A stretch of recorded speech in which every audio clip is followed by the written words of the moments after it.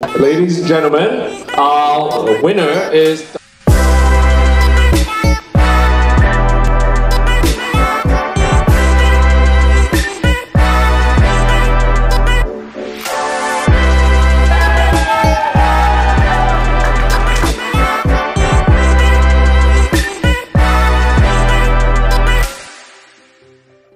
Firstly, Mr. President, could you tell us the purpose of your visit to Hong Kong this time, and how many days will you stay?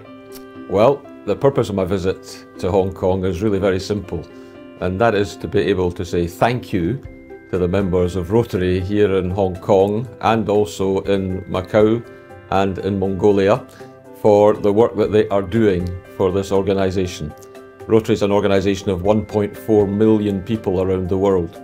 And I'm very conscious I may be the international president, but the work is done by the Rotarians and the members of the Rotaract clubs in the areas around the world. And so I'm very anxious to go around the world and say thank you to people for all they're doing. Okay, so is this your first time in Hong Kong? No, it's not my first time in Hong Kong. I was here 5 years ago to attend one of the conferences that the district hold here on an annual basis. And so I'm delighted to have the opportunity to come back and to meet up with some friends that I made 5 years ago and have remained in contact with. And it's been great to see people that I've known since 2018. Okay, so what's your first impression, or this time the impression of this city? Well, my impression of the city is relatively short because we only arrived yesterday. But my impression of the Rotary members in Hong Kong is that they are very vibrant, they are very proud to be in Rotary, and that they're doing great work. But my visit to this district, and Rotary is divided into districts, my initial visit to this district started in Mongolia 5 days ago, and we spent 4 of the days in Mongolia before we came here and met some wonderful people there and saw some of the wonderful work that Rotary is doing in that part. Okay. So, in addition to hosting the ONE Award ceremony in Hong Kong, what other activities will you participate in? Which institutions or government officials will you meet? So I'm having the opportunity to meet several of government officials. I'll be meeting Andrew Leung and also John Lee in the course of my visit. We've also seen some of the work that's being carried out by the other agencies in Hong Kong that are doing charitable works. We're meeting the Chief Executive of the Hong Kong Jockey Club and having the opportunity to hear about the wonderful work that they do in the charitable sector, because I'm conscious that the Hong Kong Jockey Club are probably one of the major charities in the world. Alongside Rotary, we have our Rotary Foundation, which is recognised as one of the premier foundations in the world, and I know of the work that's being done by the Jockey Club, and I'm very keen to meet and speak with them and see where we might have similar challenges and also similar opportunities going forward. Okay, so we've just finished the program about the Jockey Club. So, as an international service organization, the Rotary International theme for this year is Create Hope in the World. Could you share us your prioritized initiatives or your ambitions? So every year it's the privilege of the President to first of all create a theme, and the theme for Rotary for this year, as you rightly say, is Create Hope in the World. I think this is a very disunited world at present, and I think Rotary as a united organisation can help bring hope to the world. Hope is the building block upon which everything else rests, and by giving people back hope where they may have lost it, Rotary is making a big difference. One of the areas that we're particularly focusing on this year is the area of mental health and mental well-being, recognising that coming out of the COVID pandemic, the world's population, not just Hong Kong's population, but the world's population are suffering from challenges on the mental health front. So we're putting a particular focus on mental health this year. We want to break the taboo surrounding discussing mental health issues.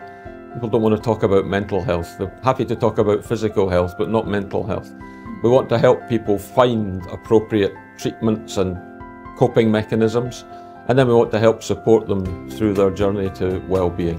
Okay, so I know the psychological problem is really important for any useful. Yeah. So Rotary International has a long history of 118 years and brings together the best of business and professionals for the well-being and peace of people around the world. In this regard, how our government or other countries' governments will cooperate? Well, the one thing about Rotary is that it is a non-political organisation. We work with the governments of the world, but we work with all the governments of the world, and whichever government happens to be looking after a country at any given time, we're happy to work with them to help the people. It's about the people. Where there are conflicts, we don't take sides in the conflict. We're a humanitarian organisation that cares for the people who are affected by conflicts. And one of the areas that we are particularly keen on working is the area of peace, recognising that the world needs to be a more peaceful place, and that we believe peace can be built from the ground level up, so that we prevent conflicts. We don't have the power to stop wars, but what we have the power to do is to stop wars from starting, and that's an important distinction. Okay, so like young people, the young generation are the futures countries or societies, international societies. So how will Rotary International help them with their development or even to broaden their international vision? Well, Rotary International has a number of very strong youth programs. We have scholarship opportunities for young people. We have an organisation known as Interact for high school students, and we have an organisation called Rotaract for young professionals. But one of the things that we're doing at present, and that is fairly new on our particular calendar, is a virtual vocational exchange. And that's something that came out of Hong Kong, interestingly enough. It was one of the past governors, past district governors in Hong Kong, who came up with the idea of a virtual exchange, vocational exchange, which allows young people from all parts of the world to meet together in a virtual space and discuss the way they do business, discuss the cultures of their countries, and understand that ultimately, deep down, we are all the same people. We are all the same people, and we all want the same thing, and that's to improve the world that we live in and to make the world that we're living in a better world for the generations that will follow us. And let's talk about the Rotary International District 3450, which is including Hong Kong, Macao, Mongolia, and Guangdong. Yeah. So could you comment or evaluate the work performance of this district? Well, this is a very well-functioning district. Well, one of the things I like about this district, and I've had contact with this district now for more than 5 years, one of the things I like about this district is the can-do mentality of the members of Rotary within this district. They get on and do things. They identify a need and they meet that need. And so this is a strong performing district. We have many strong performing districts around the world. As I said earlier, we've got over 530 districts around the world. This is a strong performing district. Okay, so lastly, could you talk about the future, like the future plan or your work goal and in the near and long term? So the future plan for me personally is I will remain president until the 30th of June 2024. I will then pass on to my successor, who is an American lady. The future plans for Rotary is to continue doing what we're doing, continuing to make the world a better place, continuing to do good and to help people. But the one big project that we've been working on now for many years is the eradication of polio. And over the last 30 years, we've been working on eradicating polio from the face of the earth. And we've now reached a point where we are 99.9% of the way there.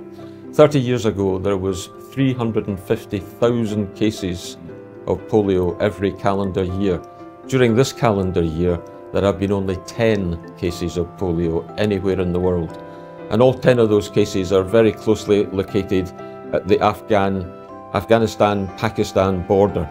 And so we are almost at the end, working with our partners. We've got several partners in this initiative, but that's the one project that will continue until it's finished.